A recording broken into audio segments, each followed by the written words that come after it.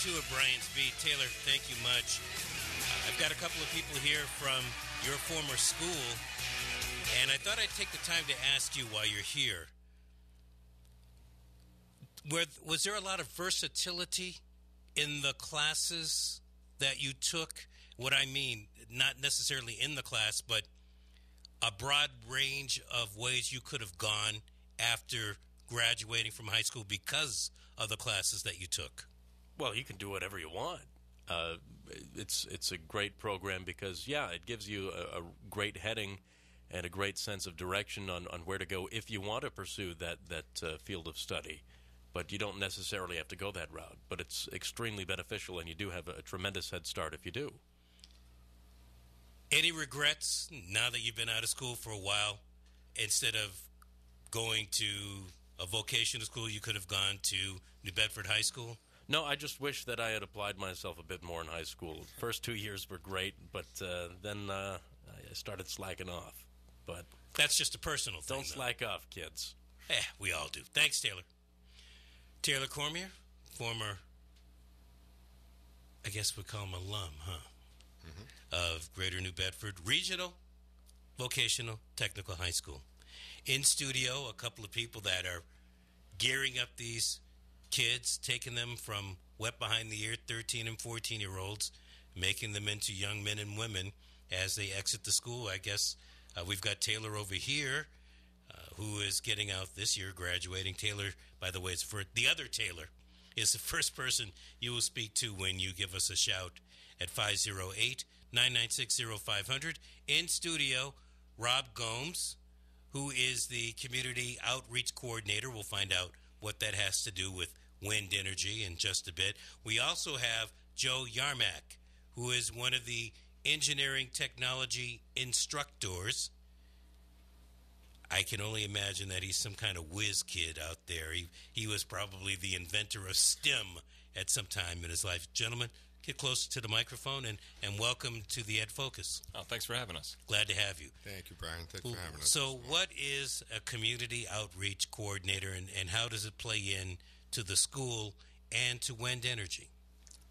Well, for starts, I like to boast about the kids, but you having some of our students here, I can cut through some of that. They certainly present themselves well. It's nice to see some familiar faces. But community outreach coordinator is basically, I act as a liaison between the two sending towns and the city for a lot of the collaborations, the projects that we do, both in the school and out of the school. Over time, I've been interactive with a lot of different organizations, municipalities, and I have a fair understanding about our programs and how they fit into the needs of both the workplace and the city and towns. I got it.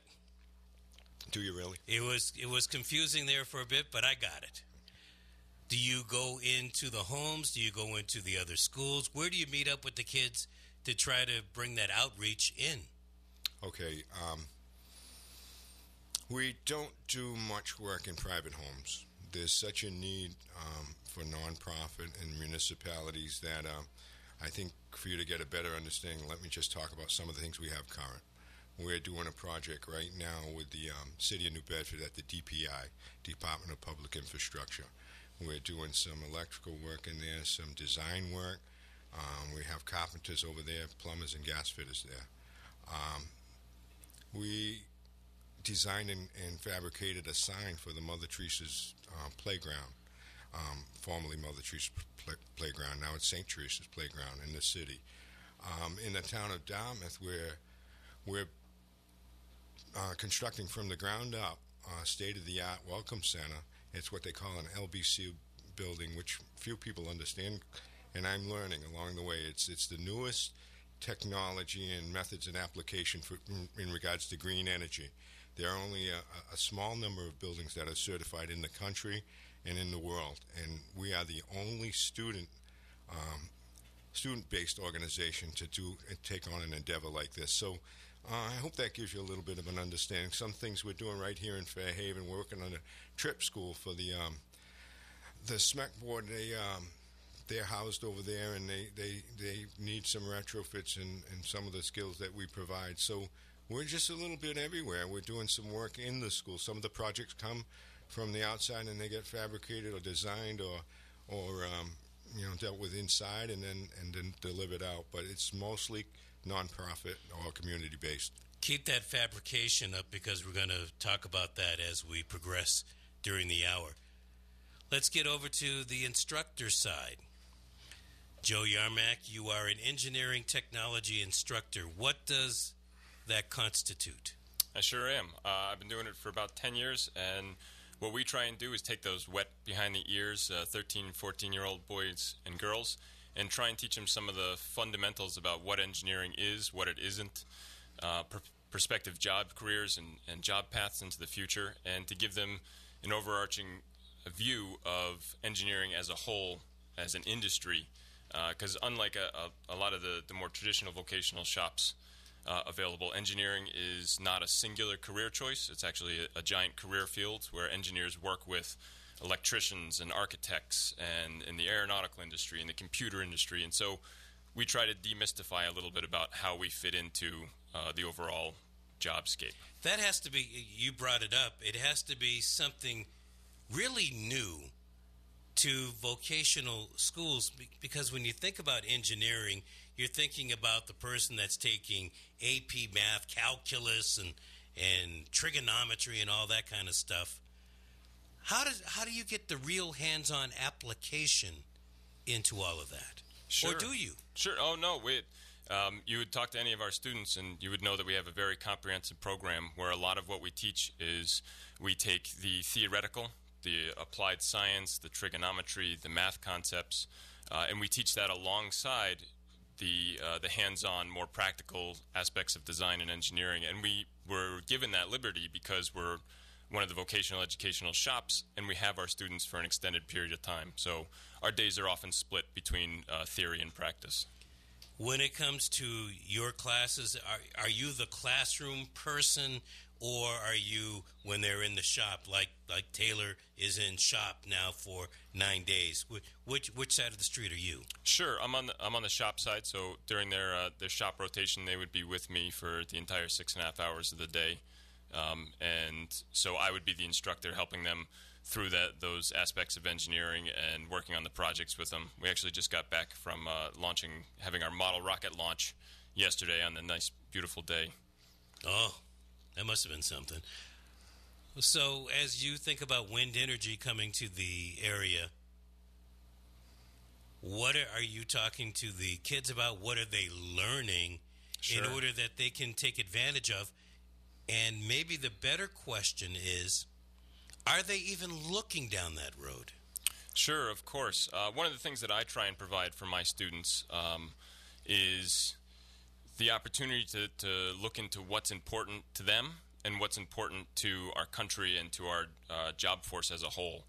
And obviously, renewable energies have been getting a lot of credit recently is an up and coming industry as a way to kind of transition away from the more traditional fossil fuels and so they are kind of led into it that way. We also do some projects on energy production and energy usage to kind of showcase how the different forms of energy relate to one another, and how the skills that are applicable in one could be in another as well. Is there enthusiasm about the industry? I don't know how many students that go to your school learning what you teach are thinking, well, this is my escape route out of here. I'll go to college, maybe in Boston or Providence, and live in that particular area.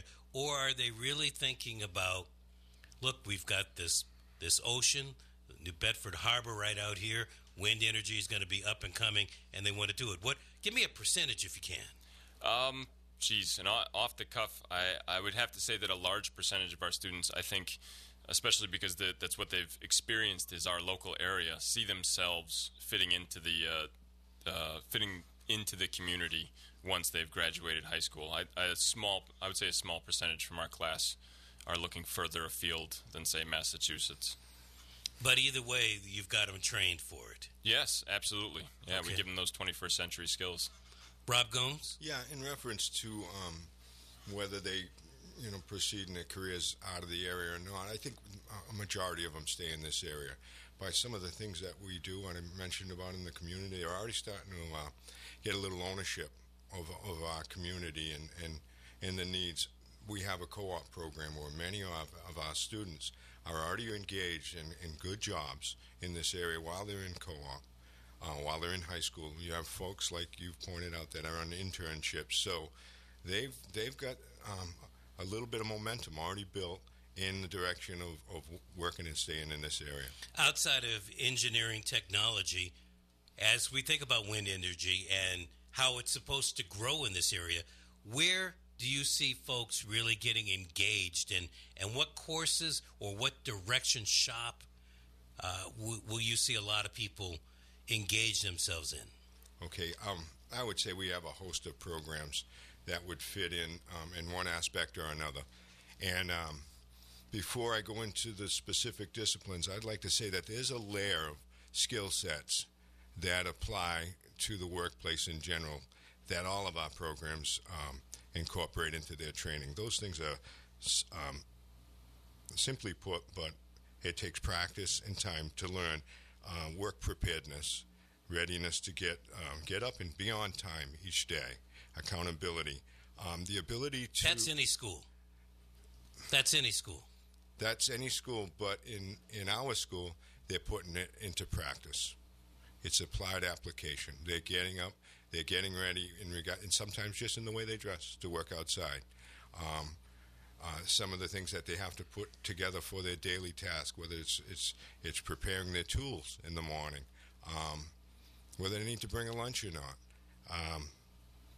They can follow directions, and they learn communication skills. These things are all essential in the workplace. Sometimes we assume that someone has that, and unless they're exposed, and we expose them to opportunities to exercise that, whether they have it or not is unsure. A lot of what we do is competency-based. So what I mean by that is a student carries out the tasks many times in the shop or in the classroom, and then takes it out into the field on a live project or in the workplace on co-op. And now they go from, well, I think I've learned this, to I've done it.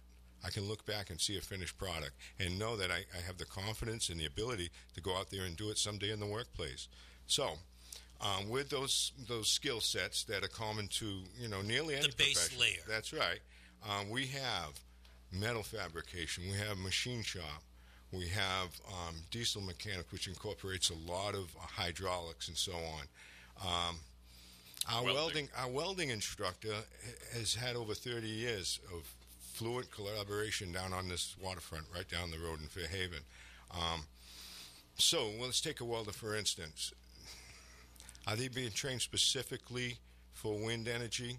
The answer is no. Do they have an understanding that it's coming, it's important, it's opportunity? That's yes. But they're learning welding that can apply to electric boat over in Connecticut, maybe down on the waterfront, the different fabrication companies right in our business park. And these skills that they learn, they can adapt to a specific area like wind energy or electric boat and so on. We have electricians that understand wiring and cabling. That seems to be, since we're talking electricity with wind energy, to me, that just seems to be the no-brainer of all the different ones. But there are so many different ones. In fact, I'm going to take a break. Okay. Because you've got a laundry list. That's right. of different subjects, genre, shops that fit into this. And I want to get into it because I believe if this area is going to rebound, that it needs to catch on to a couple of industries. This will be one of them. And the other one, believe it or not, the folks teaching them. Barry Richard. The Barry Richard Show. Weekdays at noon on 1420 WBSM.